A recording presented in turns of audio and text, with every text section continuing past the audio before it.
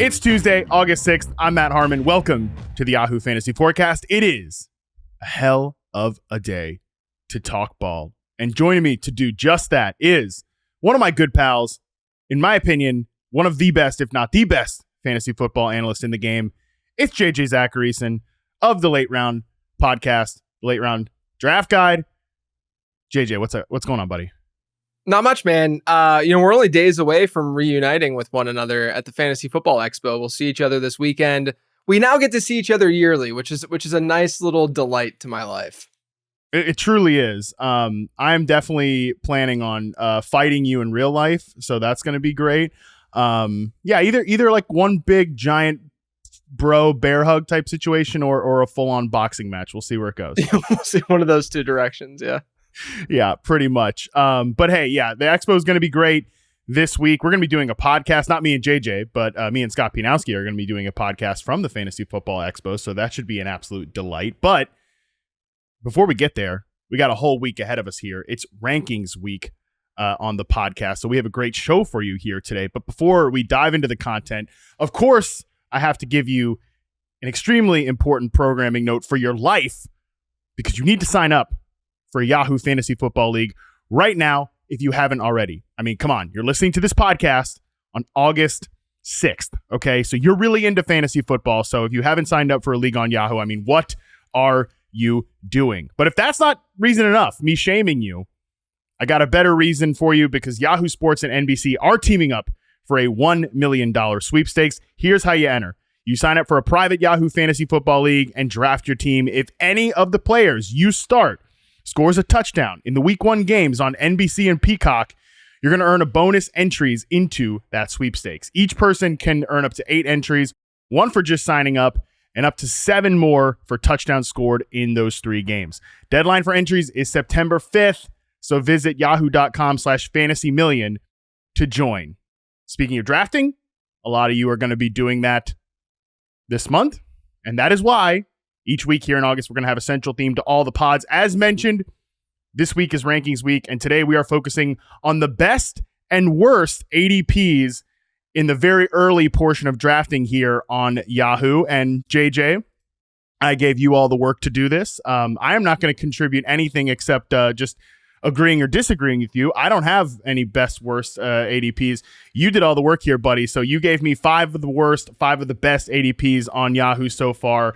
And let's just jump right into it here. Let's start with one of the best. We're going to alternate between best and worst. And I'll be honest with the listener, I'm saving the spiciest ones till the end of the show, the most interesting ones. But we'll start off kind of chalky here with one that I really agree with you with, which is Jaylen Waddle, one of your best ADPs, wide receiver 20, 34th overall player off the board. Why do you like Jaylen Waddle this year, JJ? Look, I don't think that he was any worse really last year than what we've seen from Jaylen Waddle throughout his career. I mean, it's 3 years now that he's been in the league. He's ranked 15th, 11th, and 21st in point per game scoring at wide receiver. His target share per game rate hasn't dipped below 20%. It was 23% last year. His fantasy production was lower last season, but that's just because he couldn't stay healthy. If you look at his peripherals, his yards per route run percentile was in the 94th percentile. His targets per route run, 92nd percentile. There's a lot of people who are hesitant to draft team wide receiver 2s in their draft, that early. But, I've done research on this, and I've looked at the last 10 years of ADP data. And wide receiver 2s by ADP, who are their team wide receiver 2s, they've actually outperformed the alternative. I think there's a lot of recency bias going on with like Devontae Smith, who I think is also a good value. Jaylen Waddle being the obvious example as well. But those guys actually do better than the alternative. I don't think it's one of those things where like you seek them out, but it's one of those things where you shouldn't let that knock that player, right? And then the other thing too with Waddle, if Tyreek Hill were to go down with injury or for whatever reason take a step back, not that we're projecting that, I don't think that's really going to happen, but sure. He is past 30 years old now, so we have to at least like be aware and cognizant that something could happen from an efficiency standpoint. But if Tyreek Hill were to go down with injury, Jaylen Waddle would be a locked in top 8 to 10 wide out probably in fantasy football. He'd probably be getting a 30% target share week in and week out. We know Miami's offense projects to be pretty strong. Mike McDaniel's an offensive genius, or at least maybe genius is too strong a word, but a very, very good offensive mind. And so, yeah, I just feel really, really good about Waddle this year. And I think that there's a discount because of his injuries last year. No, I think the point about the team wide receiver twos being discounted this year and like some of the recency bias at play is a really strong one, because I know that that's something that I came away last season like really trying to reckon with, because in all honesty, it's just difficult in my mind to click a guy that I know is going to be a secondary target over a guy that's going to be a primary target, right? Like weighing Jaylen Waddle against Chris Olave is like really a tough one for me. But I ended up going Waddle ahead of Olave just because I have more faith in the offensive infrastructure in Miami, and I also have more faith in Waddle, the player. Like you mentioned it last year, he's a guy that, you know, he didn't have the fantasy success or the statistical success. Some of that was just like baked in regression that was going to happen anyways on certain efficiency stats from the year prior. But still, as a player, he had his career best success rate versus man, zone, and press coverage in reception perception last year. I actually came away from his film last year much more impressed than the year prior, particularly how he developed against physical outside coverage. And, you know, the final thing here that I think does matter is that contingent value of Tyreek Hill. Like we focused a lot on Jaylen Waddle kind of coming on and off the field with injuries last year, JJ, but you know, they, with all that pre-snap motion they do, obviously it's super critical to being as good of an offense as they are in Miami, but also really gasses Tyreek Hill. And there were times towards the end of the season where he was on and off the field with injury. So again, you can't project that stuff. You know, a lot of times like we talk about this all the time, JJ, the difference between projections and rankings. Like you're not going to project some of these players for the high end of their range of outcomes, but that really does exist certainly for a player like Jaylen Waddle if anything happened to Tyreek Hill. Yeah, 100%. And look, I love Chris Olave. You know that. Like I'm a truther. I think he's a very, very still an underrated player, at least like within the fantasy space and such. But Agreed. You know, the difference between like an Olave and a Waddle is Waddle does have that contingent upside. You know, Chris Olave is being drafted where, you know, we generally expect him to see a lot of work in that offense. I think Olave has the upside of like, you know, new offensive coordinator, maybe that offense, and hopefully that offense, you know, does have a lot more motion, is a lot more intriguing. But regardless, like I don't think that we can ignore the contingent upside piece with some of these wide receiver twos. 100%. Yeah. Again, just on that like rankings and projections point, because I kind of came into this year thinking like, am I going to be more down on these team wide receiver twos like Jaylen Waddle and Devontae Smith? For clarity's sake, again, Jaylen Waddle's wide receiver 20 in early Yahoo ADP. I have him at wide receiver 15. So, you know, 15 spots ahead of this. I'm definitely ahead of consensus, or at least I'm trying to be on Jaylen Waddle here because of that. Look, yeah, from a projection standpoint, he's the secondary target, similar to like the Texans wide receiver room or the Packers wide receiver room. You're not going to project all those guys to necessarily finish where they're being drafted, but you have to lean into contingent upside, and especially because the floor is not really scary for certainly some of those Texans receivers, or really for Jaylen Waddle. So that's something I've definitely come into this year kind of challenging myself on. Another thing I'm always trying to challenge myself on is to not fall for the tricky dead zone running back, JJ. That brings us to your first worst ADP here, which is Zamir White at running back 23, 66th overall. I have a feeling I know why you don't like Zamir White, but this is one my rankings definitely disagree with. I have him a little bit higher than running back 23, but I'm very open to being wrong about this. So why am I wrong about this? So yeah, number one, the running back dead zone is real. I know that people will say, oh, not this year because running backs are going later. Well, you can look at the position itself and not even worry about opportunity cost and realize that, you know, mid-range RB2s into that RB3 range, like that type of player, just straight up without even looking deeper at like their pass catching profiles and the kind of running backs that they are, that type of player has traditionally not worked out at nearly the rate as guys who go right before them. And then the guys who go right after them aren't that much worse historically from a hit rate perspective, right? That's where the running back dead zone comes from. And then, you know, on top of that, there is the opportunity cost side where when you take those guys, there are really good wide receivers, now quarterbacks and tight ends as well, that you're foregoing when you take those guys. So I do think that, you know, Zamir White, smack dab in the middle of the running back dead zone. And I think he's kind of a traditional dead zone back. You know, last season is really the tail end of the season is why people are ranking him relatively high this year. I think like if we didn't have him perform well on the ground towards the end of last year, I don't think that we would be as bullish on him right now. Like I wouldn't necessarily see a massive difference in ADP between him and like Devin Singletary, right? It's like a similar, you know, poorer offense, a guy who could see a lot of work in that offense. You know, maybe people would be a little bit more bullish about the ground game workload because the dude is absolutely a truck. I mean, he is massive, and Devin Singletary is not that. Capital J jacked, bro. Capital J jacked. I mean, Zamir White. Like I'm honestly worried to say something bad about Zamir White because he is intimidating AF. I mean, he is a large man. But here's the thing. If you look at what he did last year, he was past 100 rushing yards in 2 of his final 4 games with Josh Jacobs out. He hit 12.6 PPR points per game, or points in each of those games, right? That's not PPR points per game, it's higher than that. Now Jacobs is gone, and everyone's like, oh, this is going to be Zamir White's backfield. Well, I still have an issue because there is a lack of pass catching to his profile.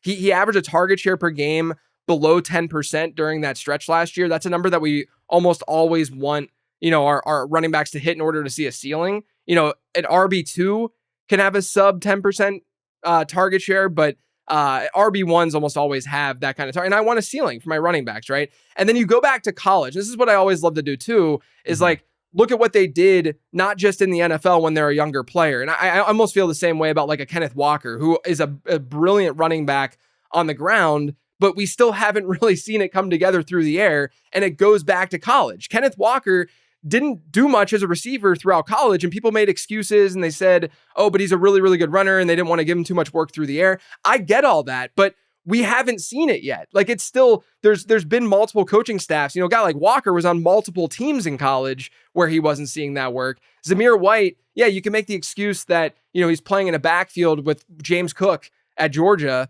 in college, and Cook being the better pass catcher of the two, but he only had 17 receptions in 3 years at Georgia, which is not very strong at all. So, I think that when you combine the market trends, you combine the fact that this offense, which I didn't even bring up, but the offense itself doesn't project to be very good. And I also think, Vegas is a team that I think will play decent defense. Their defense isn't that bad, but they're going to run the ball and run at a pretty slow pace, which is what I'm nervous about, right? There's not going to be a ton of plays run.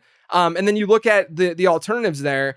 People will say, oh, Alexander Mattison sucks. I don't really disagree. I don't think that he's like a huge threat. But if you look at how, like, there was a tweet that they had sent out. I can't credit whoever had sent this out. One of the beats, I think it was from The Athletic. But there was a tweet that was sent out showing a play-by-play of their practice with the ones, right? So it was a little scrimmage thing that they were doing.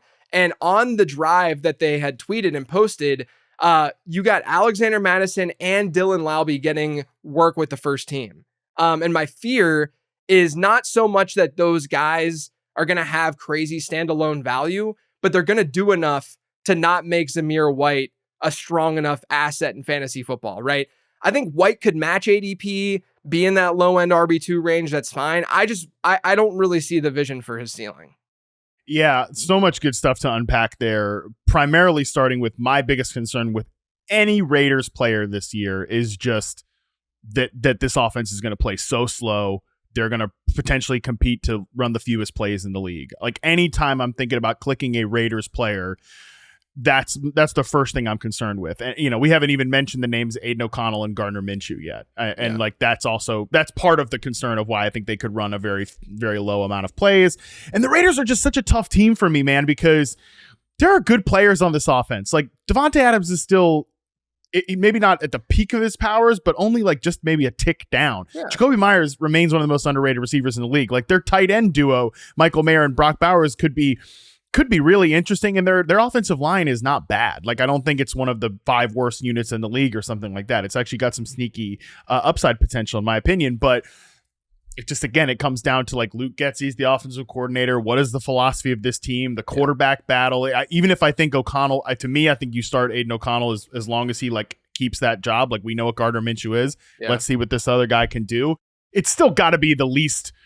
It's got to have the least juice of any quarterback competition that I can remember. It's not great. Like we don't even have a. I'm not even saying that. Again, I'm not a Sam Darnold guy, but at least like Sam Darnold's a former top 5 pick. Right. JJ McCarthy's like an intriguing rookie. We've got like a career backup level performer in Gardner Minshew and a 4th round pick from last year ago in Aiden O'Connell. So it just makes everything a little tough with the Raiders. And I will say too, to your point about just the conditions which he thrived in, which, he did finish the season quite strong. like the Raiders were running so pure in that 4-game stretch from a defensive perspective, like defensive scoring perspective. They blew out the Chargers in Zamir White's first start on that Thursday night game that got Brandon Staley fired. So I'm with you, and just there are some holes in Zamir White's resume. I do think I'm kind of okay with his ADP more than out on his ADP, just because I think he could meet this ADP, but I don't think he's necessarily exceeding it. So I don't know, anything you want to touch on there? Because I do have one just follow-up point about this. Yeah, I would just say he feels like a player who, if you rank him, as an analyst or even as a player, if you rank him in that low-end RB2 range, I don't think that it's necessarily automatically going to be a situation where like he's not giving you any production, right? Sure. This is just more, I think that part of the Zamir White thing and a lot of the dead zone running back thing is also philosophical in how you want to attack your team and play the game, right? And for me, when I'm drafting RB2s, I want them to have RB1 upside, and I just don't really see that with Zamir White. Yeah, because even like anytime you make an argument for a running back in the dead zone, starting with, well, there's no one else there, you've immediately put like one foot into very, very dangerous territory, because there can always be somebody else. It's Mike Davis all over again, right? That's the easiest argument to go to with is in an example is Mike Davis, where everyone, when he went to Atlanta after that Carolina season, everyone's like, oh, Mike, like who else is going to touch the ball? And then in comes Cordero Patterson. Like, anybody, there's always someone. When you're not a special enough talent, which to me, there's only, 8 running backs that are like special talents that are going to see a crazy workload no matter what, that don't have that fragility. And when you don't have that, and when you're really making the argument based solely on lack of competition, that can get you in trouble. That to me is where I think the running back talent argument really matters the most. So I think that primarily your Zamir White kind of fade here at ADP is primarily like a structural thing, just market trends and stuff like that. But are there any running backs kind of going after him that you would rank ahead of Zamir White? I'll just throw out some names here from Yahoo ADP. Najee Harris, DeAndre Swift, Jaylen Warren, Brian Robinson, Tajay Spears, Zach Moss, Devin Singletary are running backs 24 to 30. Maybe there are some deeper names that you'd throw out, but those are kind of guys going right after him. Yeah, so I think that you can easily make the argument for the Pittsburgh guys, for either one, depending on your format too. I think, in PPR formats, then Jaylen Warren is a lot easier to sort of gravitate towards, because I don't think Zamir White's going to have a 10% target share in that offense. But even Najee Harris, who I think is just going to be like, I just don't really see a big difference between Harris and White when Harris has the contingent upside of Jaylen Warren going down and then all of a sudden being a bell cow in an Arthur Smith offense is really intriguing. But to me, it's less about, do I love, I am lower in terms of my running back rankings with Zamir White, but like there are guys like Tajay Spears at his ADP versus Zamir White at his all day long. Chase Brown at his ADP versus Zamir White at his all day long. And so in that range, I'm most likely opting just for other positions as well, not just the running backs. Yeah, it's a great thing to talk about here on Rankings Week, how rankings can be faulty when we're talking about, these guys in these numerical lists. Like, okay, we don't hate where he's going, but maybe just pass it up for the next tier and target a different positional player. Okay, let's move on to another best ADP here. Mark Andrews, tight end 55th overall. I love this one, JJ. I think Mark Andrews has been one of my favorite picks at the position all year so far. Yeah, it's really weird. I feel like people think that he was like bad last year or something. Like I that's my only explanation. Maybe it's the injury, like he's had that issue that folks might be scared of, but I don't think that that's been talked about enough for that to be the reason as to why Andrews is slipping the way that he is. But his 23% target share per game rate last year was a little bit lower than his norm, but he was also injured throughout the season. If you look at his peripherals, he had nearly an identical yards per route run year over year from 2022 to 2023. It was 1.96 versus 1.95. And he was used more heavily in the red zone last year with Todd Monken in that offense than what we had seen the previous season. He averaged 13.5 PPR points per game last year. In 2022, it was 12.7. So he saw an increase year over year from 2022 to 2023 in points per game, but his ADP has dropped. And I don't really understand the bottom line reason for that. I think that, in general, this is, again, more of like a game theory thing. But, if you look at the tight end landscape last year, a lot of the high end tight ends were underperformed. It's crazy that Travis Kelce in PPR formats was technically the tight end one on a points per game basis, and people still say, oh, he underperformed because of where he was drafted and what we expected, right? But he was still the tight end one. But then also last year, we had all of these late round tight ends. We had that awesome rookie class. We had Trey McBride off the wire. We had Jake Ferguson. We had some really, really good late round tight end hits. It was this perfect combination of badness at the tight end position, right? And then this year, we're seeing ADP kind of reflect that. Tight ends are going a little bit later than they typically go. And, I think people might be thinking that they can lean on later round tight ends because of what happened last year. But this is the year, I think. I'm not usually an early round tight end guy necessarily, like not automatically, I should say. I think this is the year that you lean into that because they are at a depressed price compared to most seasons. So with Andrews, this offense, I know was still a run heavy offense when you look at like overall pass rate,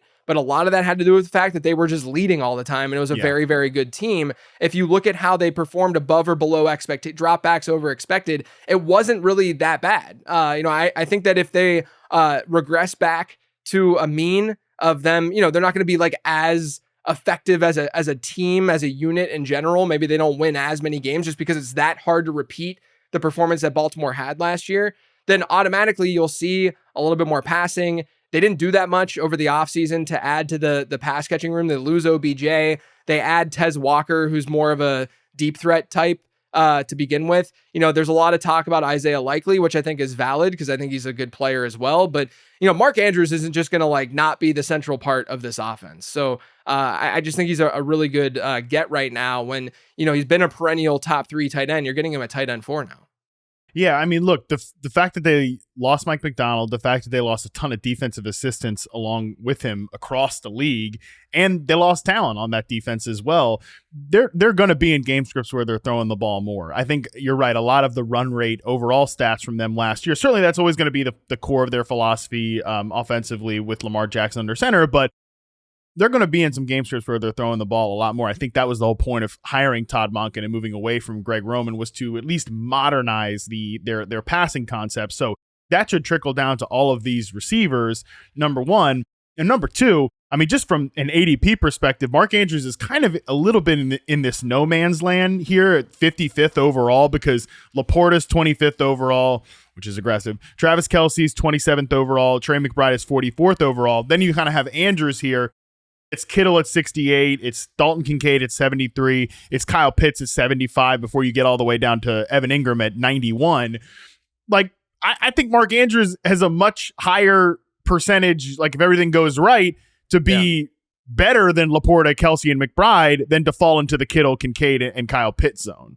Yeah, I mean, like, would anyone be surprised if Mark Andrews is the tight end 1 in fantasy football this year? No.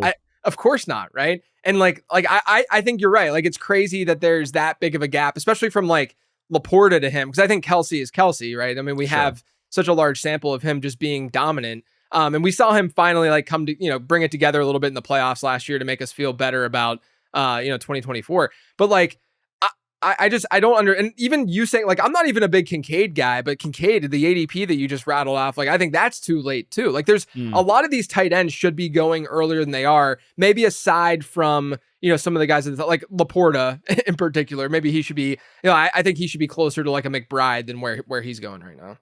Yeah, and look, I really like Zay Flowers, and I still have the candle lit for Rashad Bateman, but I don't think either of those guys necessarily are going to be true dominant number one receivers that are earning like a 27 to 30% target share or something like that. So I think Andrews is still the favorite to lead this team in targets. Okay, let's go to your next worst ADP, JJ, and this is Jared Goff at QB 13, 90th overall.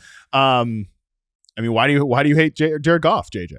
Yeah, I mean, I think this really comes down to, where, if you're drafting on Yahoo, then you're looking at Goff at QB 13, and he might be, not that high in other places that whether it's just an offline home league draft or something.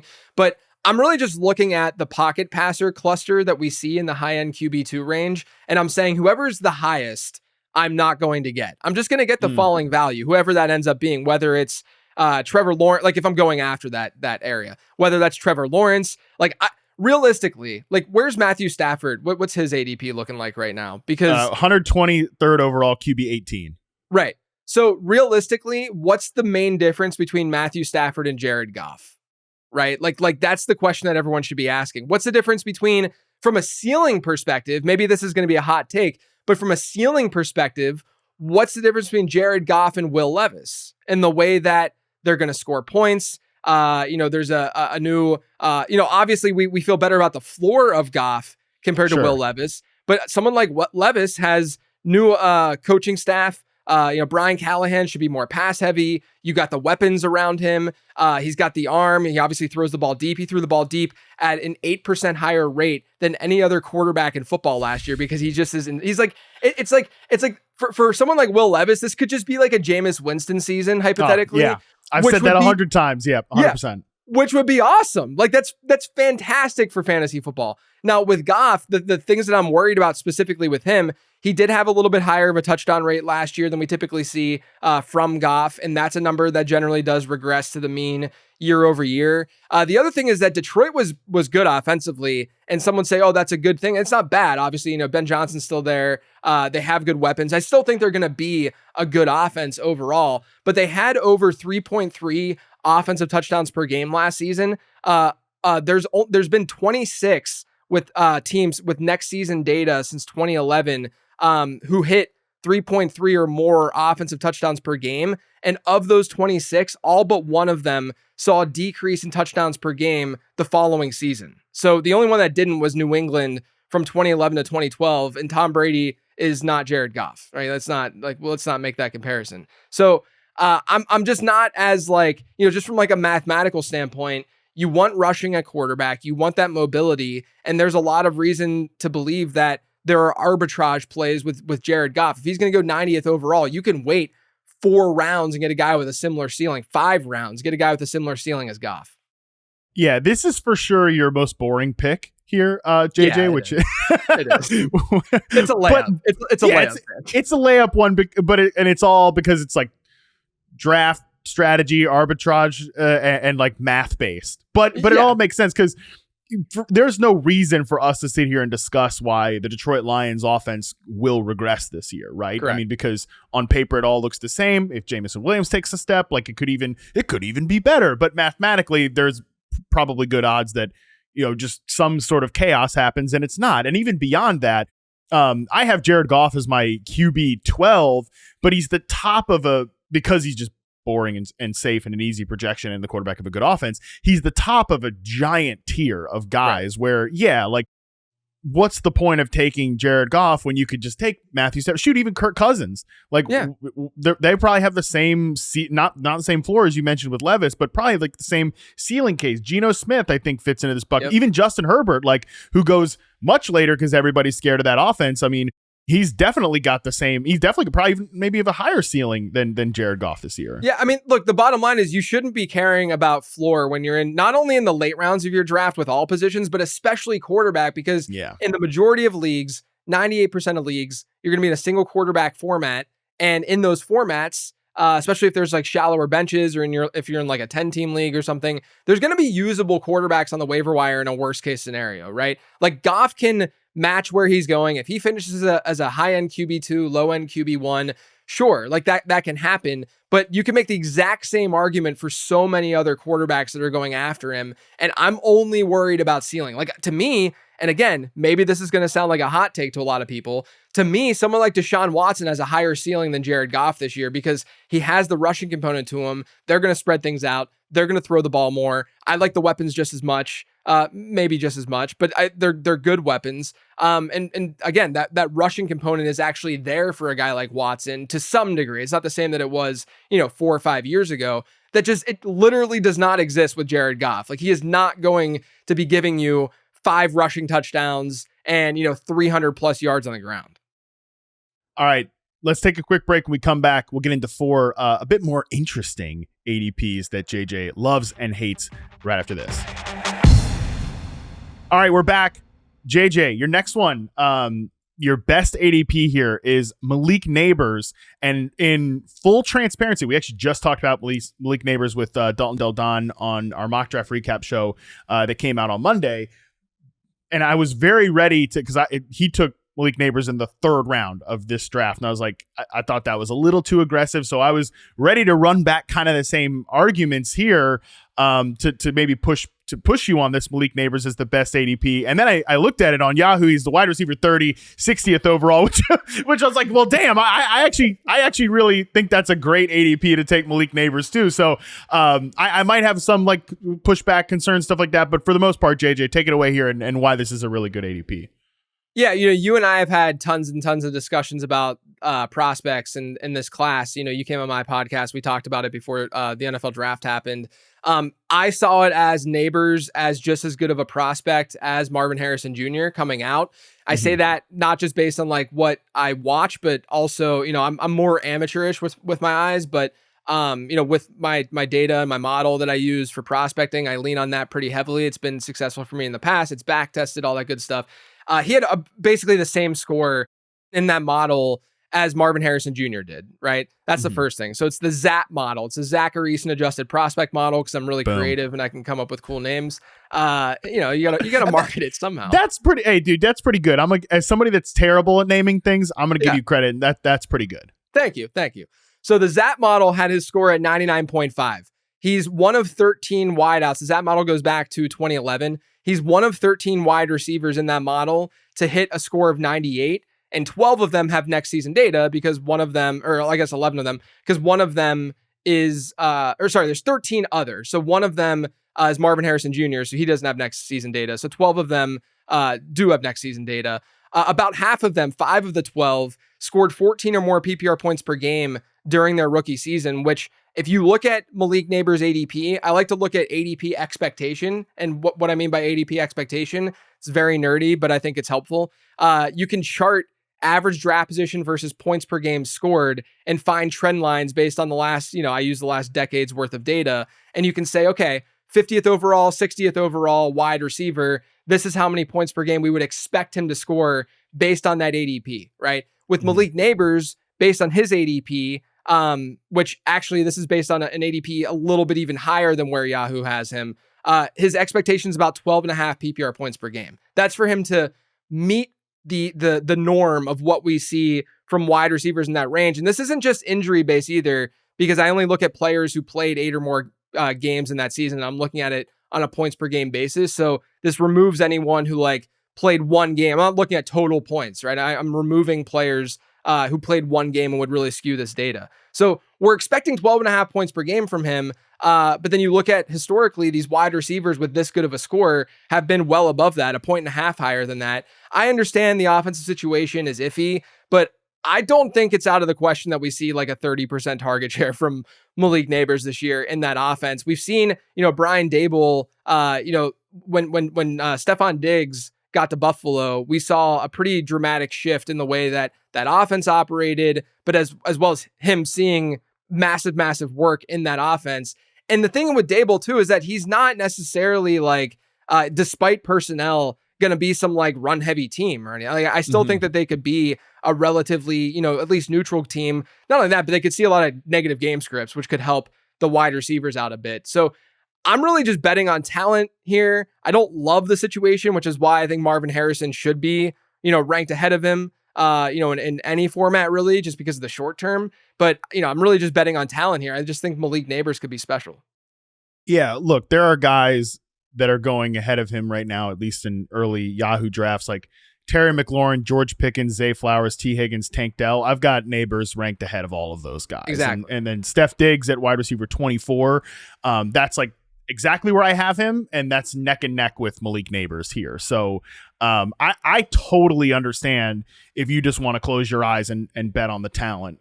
So this ADP here, I'm actually perfectly fine with. I think a lot of the Malik Nabers ceiling versus floor discussion is going to come down to where they end up deploying him and how they end up using him in this offense, because it's so tough with the Giants. We've talked about this the last 2 years, that so many of their guys just project best as slot receivers. And Malik Nabers was primarily used and exploited as a slot mismatch. Is that how they're going to deploy him in the NFL? Because I actually think that could maybe slightly diminish his ceiling, but really boost his floor because he's just going to get so many layup targets in this offense. Yeah. And like Daniel Jones is not a perfect quarterback, but he's good enough to just get the ball to Malik Nabers on his first read and let him do the rest. Like I said a lot during draft season that Nabers was the one who was uniquely skilled and gifted because of the way he wins to survive this Giants landing spot. And that's really what we're hoping for, is that he survives this landing spot in year one of his career. And then maybe something changes beyond that, whatever. So if he's going to be deployed that way, I feel pretty good about like the floor and ceiling combination. Now, if he's used as their top outside receiver, I'm slightly concerned about, Daniel Jones getting him the ball on like big boy downfield routes. That is a little bit of a concern for me, and then maybe we're looking at like Drew Lock as playing games for this team down the stretch, which maybe that's a good thing. Maybe that's a bad thing, but I just hate to take a wide receiver and immediately I'm thinking, who's going to be their quarterback in December? That's sort of just my small concerns about Nabers, but overall I'm with you. This is a good ADP here. Yeah, I mean, the other thing to point out is I think people are, and I write about this in my draft guide. I mean, I do every year, but the market hates uncertainty, like despises it. And rookies are the definition of uncertain, right? Mm-hmm. But if you look at how rookies perform versus ADP, going back to that ADP expectation thing, they perform better across the board than almost any other type of player that you can find. I mean, there's different pockets where like going after veterans makes more sense and going after, the second year guy makes more sense. But across the board at wide receiver and running back, rookies outperform ADP at a better rate than most other types of players do. So just where do you have him ranked like overall wide receivers, Malik Nabers?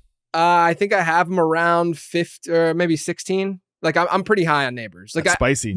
My thing also, to your point about him playing outside, I do think that there's definite concern to some degree. I mean, like, I still think he's really, really good and he can just thrive and be fine on the outside. I don't really trust the Giants to know how to deploy him properly when we look at last year and what they did with Jalen Hyatt, right? Like they go out, they get a slot. Like Jalen Hyatt was a slot in college. Like that's where he thrived when he won wide receiver. He was the best wide receiver in the country. And they used him on the perimeter last year because they have Wan'Dale Robinson, which I assume they're going to want to continue to use in that area. And so, hopefully they can get him some reps, but I am kind of expecting Nabers to probably only be in the slot, maybe at like a 25-30% rate, not like, I think ideally it would be more 50-50, at the end of the day. Yeah, I would just push back a little on the Hyatt thing because it was like he was a slot receiver in college because of that goofy Tennessee offense. Right. But I think archetype wise, it made sense for him to not be there, right? Yeah. But what we saw from a production standpoint and we didn't know, there was so much up in the air with Hyatt. Whereas I do think that the difference is obviously like I think there's a lot less up in the air for a guy like Nabers versus Hyatt. Totally. That makes complete sense. Okay, let's move to one of your worst ones here. And I was a little surprised. This one's a surprise to me. David Montgomery, running back 16, 50th overall player. David Montgomery, why are you down on him this year, JJ? At least relative to running back 16 ADP. Yeah, I think that's the thing is on Yahoo, running back 16 is really, really rich. For me, if you look at Montgomery, where does he thrive? Why are we drafting him in fantasy football? The number one reason is because of touchdowns. We saw Jamal Williams in 2022 go absolutely bonkers and have so much goal line work and, be a fantasy relevant asset as a result. Last year, David Montgomery, pretty much the same deal. He was pretty touchdown dependent, but he was scoring touchdowns and that's very important. But if you take a step back, I mentioned all the stuff about the Lions earlier and about how we could see some regression with that offense just in terms of scoring touchdowns. I'm not expecting like them to see 2 touchdowns per game instead of 3.3, but I do think that, we're going to see somewhat of a dip.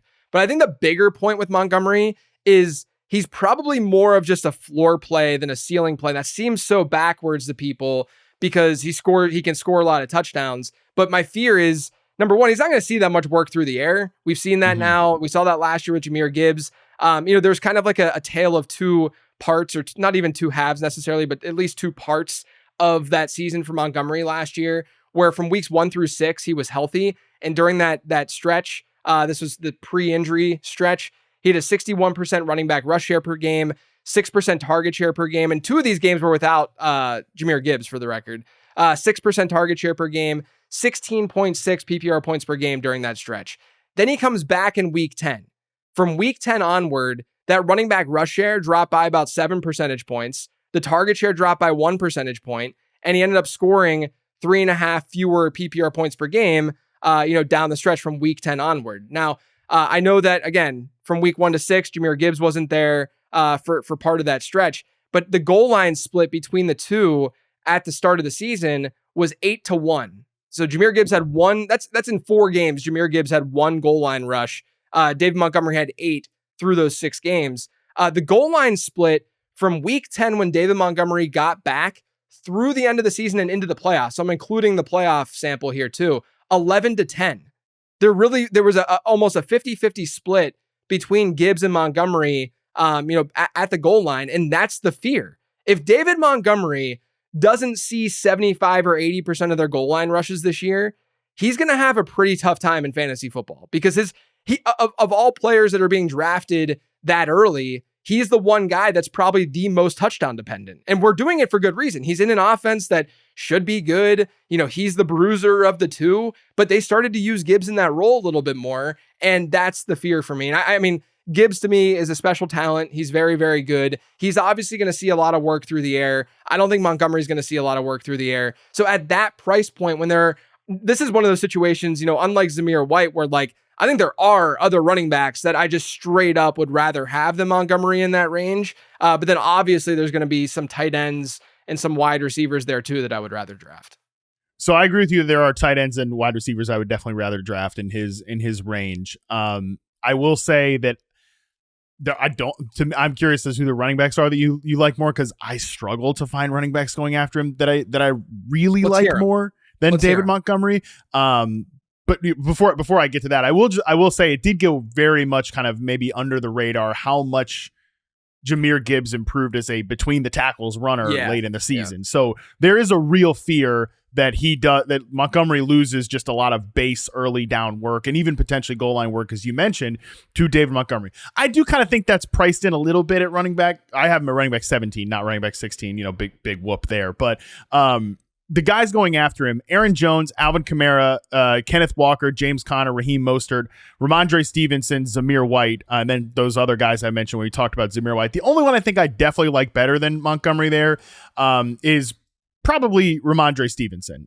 So are there other guys in that group that you definitely like more than Montgomery? I think the next 3 that you named, what was it? Kamara, Walker, Aaron Jones. and Aaron Jones. Yeah. And then James Conner. I'm more intrigued by those 3 just because with Walker, I think they're going to score points in a similar way. Right. And I think that Walker is just a more explosive runner than David Montgomery is. So I'm going to just give him the edge, even though, offensive line wise, obviously it's night and day between the two, but I just think he's just a better home run hitting back. He's just a better running back in general than David Montgomery is.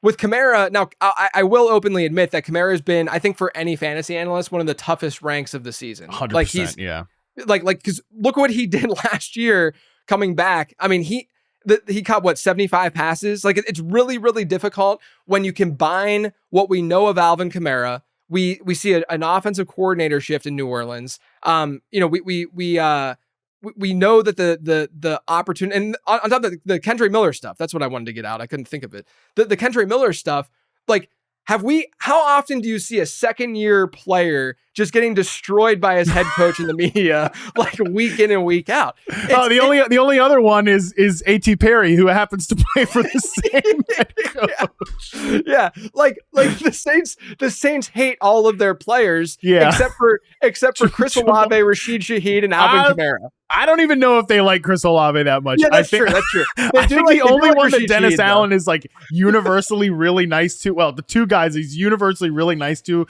in the press is Jamal Williams and Taysom Hill, which perfect. It's true. But here's my point.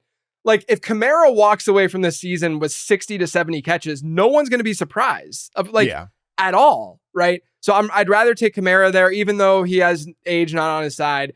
Aaron Jones, I obviously you can go either way. I gravitate towards the pass catchers because it's so important in fantasy football in all formats, even standard formats. And Aaron Jones to me has been arguably, I say arguably because I don't want people coming at me, arguably the best pass catching back that we've seen over the last 5 to 6 years. he's a very, very, very good pass catching back. And you look at that offense, number one, I think it's going to naturally just skew pass heavy a little bit just because of the way that Kevin O'Connell runs things, but they don't have many alternatives. Like I like Ty Chandler. Like you can throw the dart at Ty Chandler late too, so don't take that the wrong way. But I think I'd rather take the chance on a guy like Aaron Jones as sort of like, if we're talking about floor, because that's kind of what we're talking about with David Montgomery. Montgomery's ceiling really hits with that contingent upside, which I understand. That was going to be my biggest pushback to this is I do think he has that contingent upside. The difference though between like his contingent upside and someone else's is that that sort of is baked into his ADP to some degree because he's being drafted higher than where his like projection is. I always like to get the running backs who are being drafted like at projection or even below projection, who then also have that contingent upside, right? Whereas I don't know if that's totally there with Montgomery right now. Yeah, that's fair. He has been a much better value on other sites than he has been necessarily on Yahoo. 100%. That is for sure with David Montgomery. 100%. Let's move into another one of your best ADPs. And I really like this one because, again, when I saw the name, I was like, okay, yeah, we talked about Jonathon Brooks and how he's interesting at a depressed or at ADP. And, but maybe I have some pushback. But then I see that Jonathon Brooks on Yahoo is running back 37, 107th overall player. So, again, talk about a layup. Here's a layup, JJ. Tell the people why they should be drafting Jonathon Brooks as the running back 37, despite the fact that, oh no, he might not play till week 3, week 4, which I know is going to scare some people. Well, that's the reason why he's going where he's going. And again, going back to what I said earlier, like people hate uncertainty. Not only is he coming off an ACL, but he's also a rookie, and people don't. And not there's a lot of question marks about the Carolina offense too. Sure, but they invest a little bit in offensive line. Dave Canales comes over, and I think the Canales hire is intriguing for Brooks because of what he did last year with Rachaad White. Rachaad White was a pure bell cow back in that Tampa Bay offense. And if you listen to what Canales said after they drafted Brooks, they traded up to get Brooks. They draft Brooks, and you listen to what he said. They want to run the snot out of the ball, and they love his versatility, as a receiver out of the backfield. Now, a lot of people are going to, again, going back to what you said, they're going to say, okay, but he tore his ACL in November. They're already saying he's not going to play till like week 3, week 4. Well, let me introduce you to a guy named Todd Gurley, right? Todd Gurley, exact same situation went down with Gurley. A November ACL tear. He comes back, starts the season off a little cold in a bad offense, on a Jeff Fisher led team, horrible offense. They scored fewer than 30 touchdowns that year.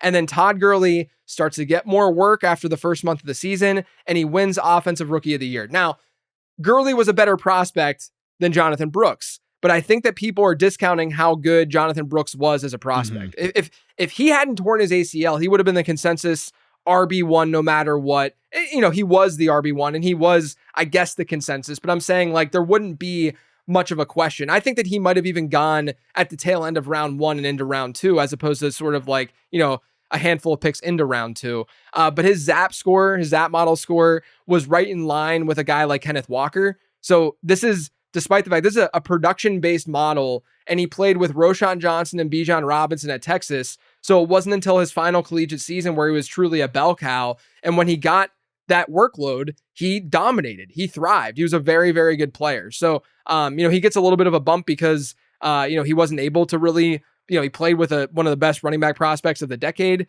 in Bijan Robinson. So he got a little bit of a bump in the model because of that. But overall, I just think he's a really, really good prospect. He's a do-it-all guy. I'm not overly concerned about Miles Sanders and Chuba Hubbard. And at the end of the day, it's easier to take on, these like zeros at the beginning of your season than in the middle and the later parts of your season. Because at the beginning of the season, there are no teams on bye. You can just stash the guy on your bench. You don't have to worry about it. And then towards the end of the season, when you have this talent / opportunity meeting with Jonathon Brooks, he could be a league winner down the stretch in the most important part of your fantasy season, which is the playoffs. Yeah, it's so funny you made that Todd Gurley comparison because Edwin Porras from Fantasy Points was on the pod and made that exact same comparison too. And I think you're right. Gurley was a much more talented prospect coming in, but from a journey perspective, it's pretty similar. And I just looked this up, which is, a disgusting thing to do. But Todd Gurley coming into his rookie season in 2015 was the 24th running back off the board, whereas Brooks is the 37th. So that talent difference is, I think, already baked in to Brooks's ADP. Right. Yeah. And again, Gurley finishes a top 10 back in points per game. It's just that you needed a little bit of patience in order for that to really get there. 100%. And I think you're going to need patience with Brooks, and maybe the payoff isn't that big, but you can still get a pretty significant win. Like, I have him ranked 12 spots at running back ahead of 37. That's for sure. Yeah. So I'm with you on Jonathan Brooks. Another interesting one you have here, worst ADP, Josh Jacobs, running back 12, 32nd overall.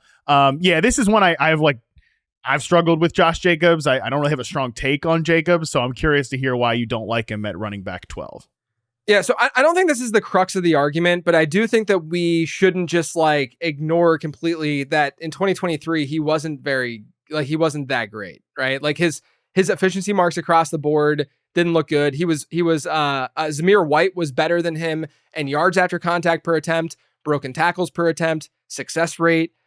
His workload was solid last year, Jacobs, but he had a career high in percentage of carries that failed to reach 2 yards. So he was not good at gaining chunk yards or positive yards. His rate of gaining 10 or more yards was just 3.9%. That was by far a career low for him, but it was also the lowest rate of gaining 10 or more yards on the ground by any 200 plus attempt running back since 2011. So, I think that there's a lot of noise to running back statistics like this, right?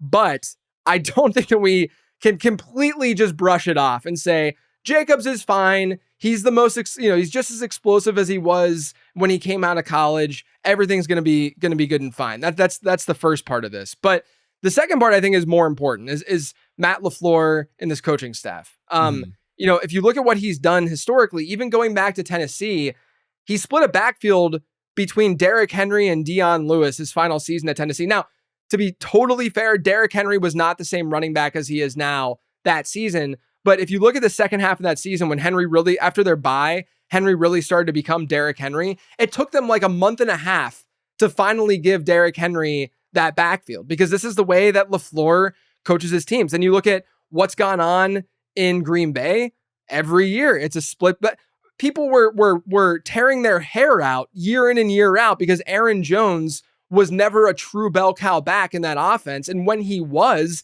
he dominated in fantasy football, but they were always giving touches to another player. And then look at the team's actions. Not only can you listen to Matt LaFleur say this is going to be a backfield where other guys get touches, it's not just going to be like, he's openly talked about the split backfield, but what did they do? They went out day 2 of the NFL draft and they draft Marshawn Lloyd. Not only that, but apparently AJ Dillon is getting some steam and having a good camp. So there are other factors and other pieces to that backfield that I'm worried about.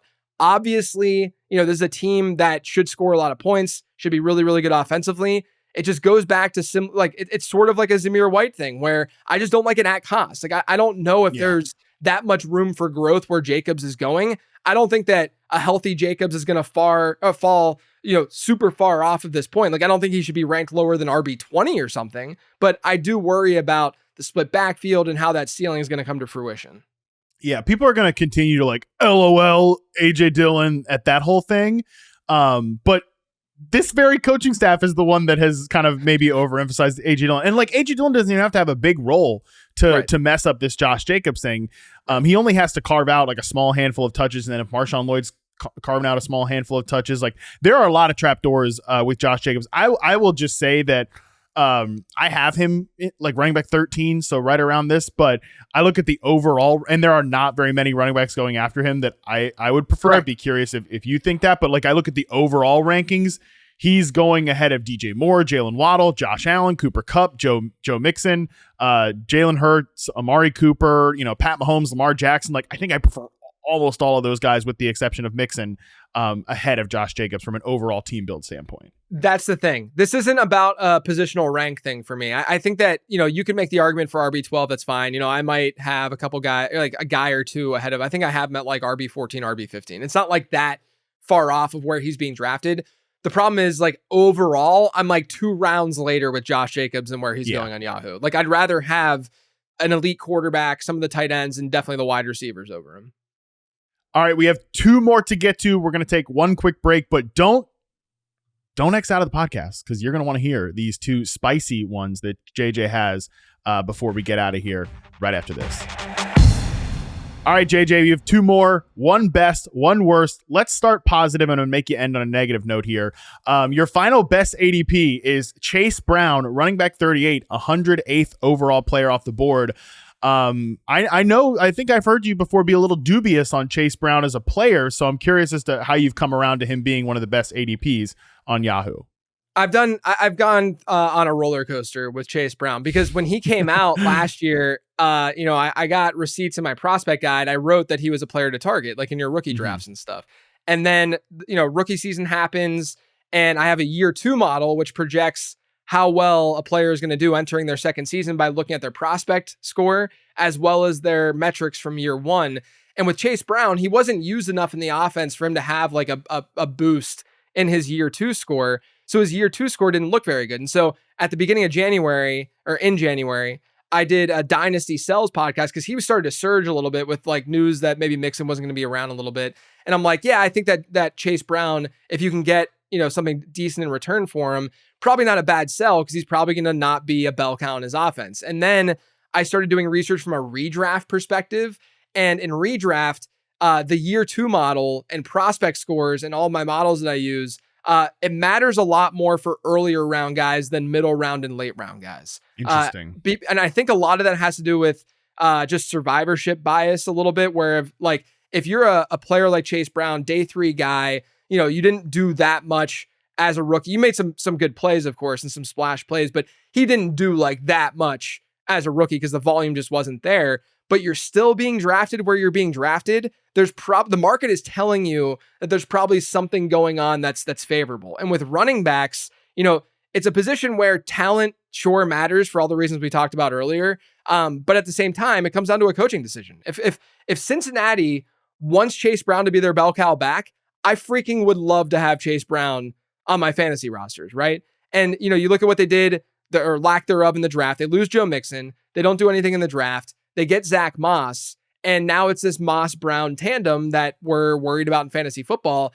I think everyone's initial inclination was, they get Moss, archetype-wise, he's the early down bruiser, probably the goal line guy as well. Chase Brown, who, he made those really, really big plays, so it's a really small sample, but his yards per route run last year was like out of control. Crazy, because of some of those like massive plays that he had.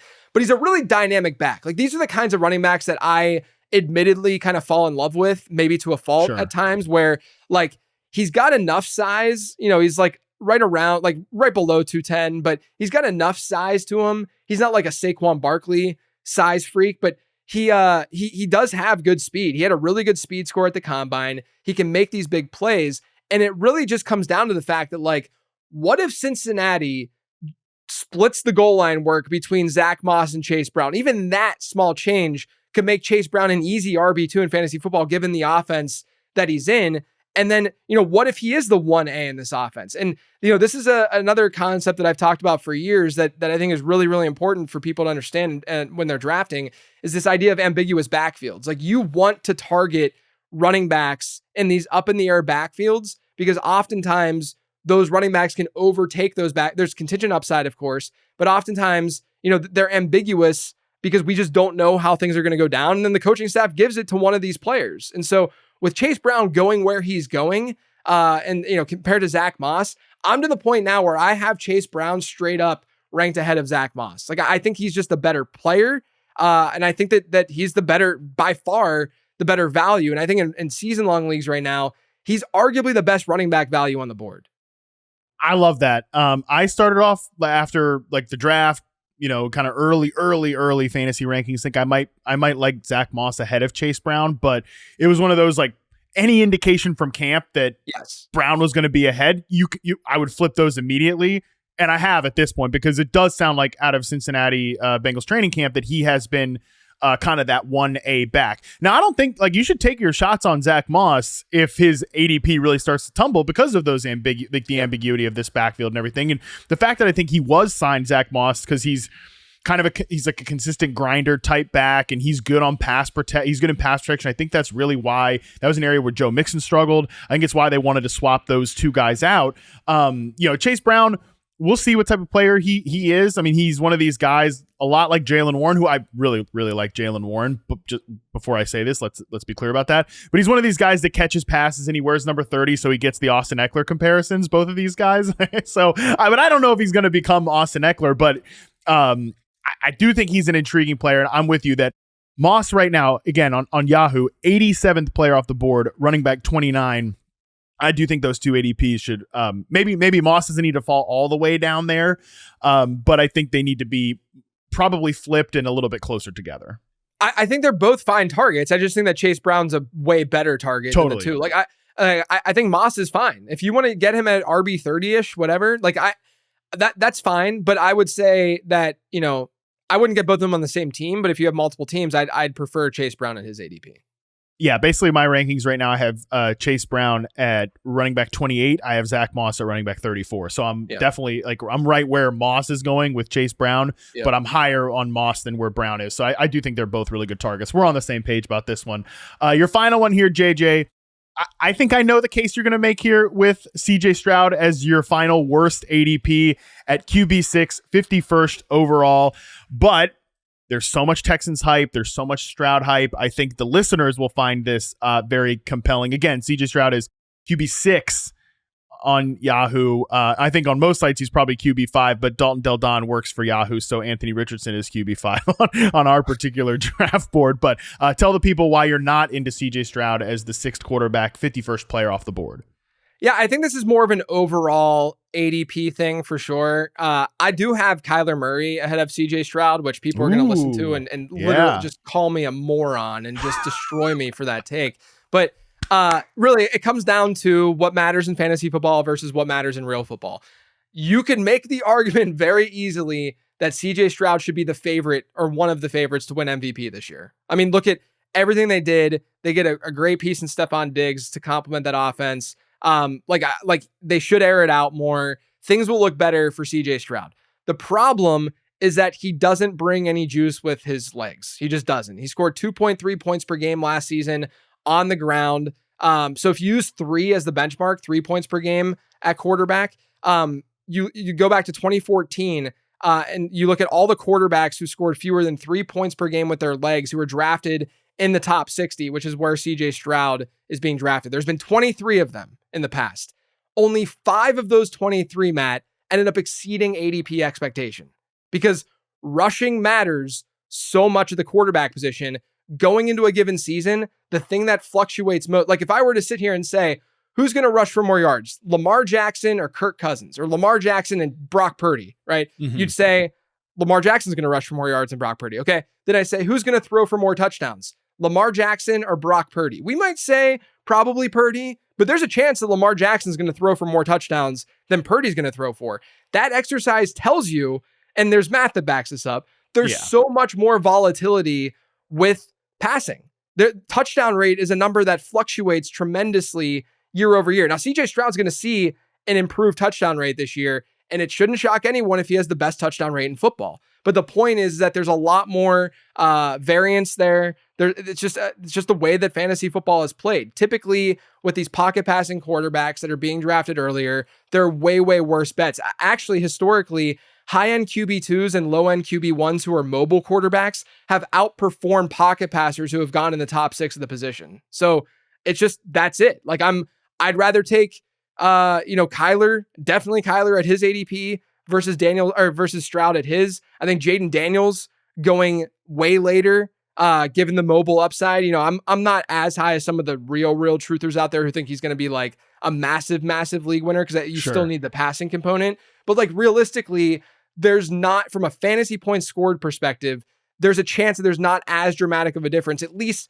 from the standpoint of like where they're being drafted. There's just too big of a gap there. So that's my fear with CJ Stroud. I'm opting for the mobile quarterbacks early all day long. And I would much rather get a lot of the running backs, wide receivers, and tight ends there as well.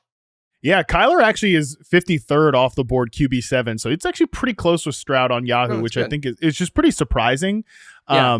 But I'm with you that Kyler is definitely a guy that I've targeted a lot. I have him as QB7 ahead of some of those guys that some other people would maybe prefer. The only thing, like, You said there were 5 quarterbacks that fit that. Who were the 5 quarterbacks? Do you have that off the top of your head? I don't have it off the top of my head. I think but it's been like Brady or like Rodgers and stuff like that. Like it can definitely happen. It just comes down to, is their touchdown rate going to be somewhat of an outlier touchdown rate? And can that and touchdown rate being touchdowns divided by pass attempts? Now, can that happen? Of course. Like if I'm betting CJ Stroud versus Tua Tagovailoa, who's going to have a higher touchdown rate, despite Tua's 2 big weapons, I'm still going to say CJ Stroud, of course, right? Yeah. But I also did some research that I think is kind of interesting to this point. When you look at pocket passers who are drafted early like that, like a CJ Stroud, and you compare those pocket passers to high-end QB2s, which are guys that are ranked in like the QB 13 to QB 16 range, if you were to draft, historically, this is based on the last 10 years worth of data, if you were to draft 2 high-end QB2s, this year, you could go to Goff, you could go to Purdy, you could go to Tua. I think you could even consider like Cousins and Stafford in this tier, in this grouping, right? If you draft 2 of the high-end QB2 pocket passers, the odds that one of them outscores CJ Stroud and gives you a better ceiling is actually there. They have better odds of one of those 2 outperforming a top 6 pocket passer than that top 6 pocket passer outscoring both of them. And that just completely goes down and boils down to the fact that passing numbers have a lot of variance. And all of a sudden, you can throw an 88-yard bomb to the 1-yard line and then they run it in. And those 4 points are bigger and more important than the yardage total that you got off of the bomb. It's just how fantasy football is scored. Yeah, look, it definitely bothers me that when I look at the top 6 quarterbacks in my rankings and in Yahoo ADP, Josh Allen, Jalen Hurts, Pat Mahomes, Lamar Jackson, CJ Stroud, Anthony Richardson, that Stroud sticks out like a sore thumb in terms of the rushing component. I mean, he had 167 rushing yards last year in 15 games. Even Mahomes, who's probably the least rushing based quarterback of those guys, he had, just almost 400 yards on the ground, which does matter. I mean, these are some of the quarterbacks that had more rushing yards than CJ Stroud last year. Zach Wilson, Daniel Jones in 6 games, Tyrod Taylor in 11 games, and not that many starts. Tommy, like the entire Giants quarterback room, and Desmond Ridder had more rushing yards than CJ Stroud last year. Like that is a problem for sure. But man, I mean, CJ Stroud, like I know he's gonna have to throw for like 50 touchdowns to beat this ADP. I could definitely see it happening, and I know you can too. I don't necessarily love the ceiling case for a lot of these guys going around him, at least on Yahoo drafts, like Zay Flowers, Aaron Jones, we talked about. Mark Andrews, maybe a difference there, but like George Pickens, Alvin Kamara, Terry McLaurin, Kenneth Walker, Malik Nabers, like all these guys, I don't necessarily know if I see that. Like I do see the ceiling floor kind of problematic area for CJ Stroud. I just don't know if I see a lot of like clear guys I want to click on there. To be fair though, from a structural perspective, I also don't mind waiting for the next tier of quarterbacks and getting those guys as opposed to CJ Stroud. So I'm definitely not 100% with you here, but I'm not like 0% with you here, if that makes sense. Look, I want to be clear that, again, I think that he could win MVP. I think he could dominate, and he could still play up to this ADP. We're playing probability here at the end of the day, and we're saying, like, here's the likelihood that this will or will not happen. And I think that some people might come back and say, like, well, what about Patrick Mahomes? Like, he's not really that much of a mobile quarterback either. What's the difference between him and CJ Stroud? Well, number one, he's a little bit more mobile than CJ Stroud, as you noted. Yeah. But number two, there's a big difference in the way that Andy Reid calls that offense. We know factually they're going to be insanely pass heavy, not just in general, but close to the end zone. Like, that's the key with Kansas City, where we haven't yet seen that / know that for sure. With CJ, even when CJ Stroud was thriving last year, the Texans were a pretty, middle of the road / run heavy team. And that was without, having, I mean, maybe Joe Mixon's not an upgrade, but, without having like a sincere, obvious go-to running back in that backfield. Obviously, look, I'm not saying they're going to be run heavy, but I'm just saying that there are cases where like this isn't a match with like Kansas City. Kansas City is a very, very special case. Yeah, I'm not sure how instructive like the way the Texans called offense last year is going to be for this year, just because I'm not sure they even knew like how good this guy is until midway through the year. But I'm at least glad you presented this case, JJ, because I know for a fact I'm too Texans pilled. And like before before I had them as my number 3 best offense in the league on Football 301. Like, I'm very, very, very Texans pilled. So before I get on the runaway train here, I'm glad you at least, maybe it's too late for me. Maybe you can't save me, but maybe you can save some of my listeners before we go too crazy on this whole thing. I would take him over Burrow, over Dak and Jordan Love. I just think that like a guy like Kyler has a better upside case than Stroud. I know people don't want to hear that. I get that. But I'm actually shocked though. Like you said, I'm shocked that Kyler has the ADP that he has right now. Yeah, it is really, and we've gone too long on the show. I won't take up any more of your time to have some esoteric, like, stupid conversation about quarterback rushing, but it is like almost so boring to talk about the quarterback position these days. Like, you get like, well, why do you have Jaden Daniels ranked so high? Because he runs. Like, why don't you have this guy ranked? Because he doesn't run. Like, it is so boring to talk about quarterbacks now at this point in fantasy, but like, hey, we're just working with the rubric we have. That's right. That's what it comes down to. We're just playing the game that we got to play. All right, JJ, this has been fantastic. Really appreciate you doing this. I think you brought a ton of great perspective, some different perspective for me, which is what we need on this show. That is 100% for sure. Tell the people where they can find you and where they can get the excellent late round draft guide. Yeah, I'm on Twitter at Late Round QB. Check out lateround.com. The draft guide's for sale over there. It's like 80% game theory. So a lot of the stuff that I talked about, like the market trends and stuff, you'll get all of that at every position, at every part of your draft. And then the final 20%, I do what I have to do because everyone wants players to target, players to avoid, rankings. And that gets updated every week. So if you purchase it, you will get updated rankings and stuff every Friday. I said it at the top, and I sincerely mean it. JJ is, if he's not the best, he's certainly one of the best fantasy football analysts in the game because he does all that stuff, the game theory stuff that I have almost no interest in talking about. I like talking about players and teams, and that's kind of the way my brain works. So if you feel like you don't get that information from this podcast, fair critique. Go get the late round draft guide to get that information from JJ, who's 100,000 times better at it than me. That is going to do it for this show. Again, make sure you check out all of JJ's work. And please, if you like this show, I would consider it a personal favor if you could like, subscribe, rate, and review the podcast. Again, it's not a personal favor if it's not a 5-star review. Okay, then it's not a personal favor. But if it is a 5-star review, I would consider it a personal favor. You can also send us an email, fantasymailbag@yahoosports.com. Written emails are good. Voice and video notes are way better. Again, consider that a personal favor if you want to talk to the show. We would absolutely love that. We continue rankings week tomorrow on Wednesday as John Paulson does a deep dive on how to make legit good fantasy rankings, because there's a lot of legit bad fantasy rankings out there that I've got a lot of problems with. Hey, including my own. Until then, we're out.